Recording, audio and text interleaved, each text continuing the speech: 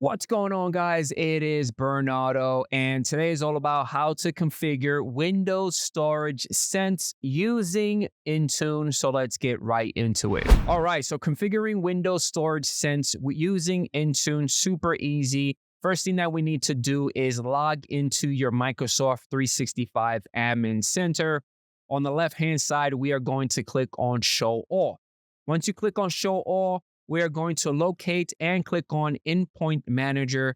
It's going to load up here. And on the left-hand side, let's click on Devices. Now, within Devices, underneath By Platform, we are going to click on Windows. Within Windows, underneath Windows Policies, we're going to click on Configuration Profiles. Awesome. We need to create a policy, a profile. So let's click on Create. Let's click on New Policy. On the right-hand side, you're going to get a side menu.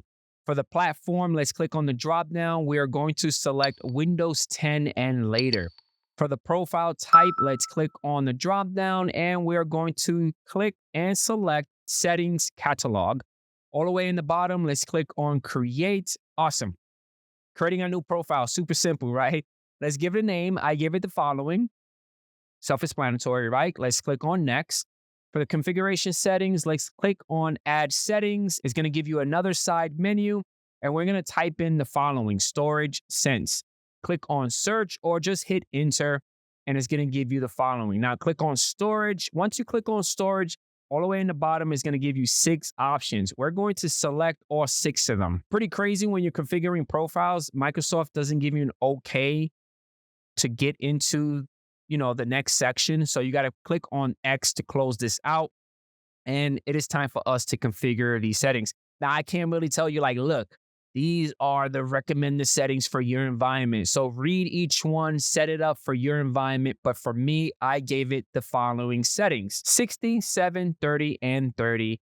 And I basically allowed storage sense globally and allowed storage sense temporarily files cleanup. Once I provided all my settings and I was happy, I clicked on Next. I normally do not use tags, so I clicked Next here.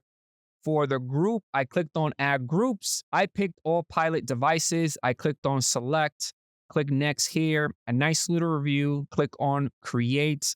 On the upper right-hand side, policy was created. Awesome. And if you refresh, you should see your new profile. That's it. That's all you have to do. Hopefully you guys enjoyed this video, and I catch you guys on the next one. Peace out.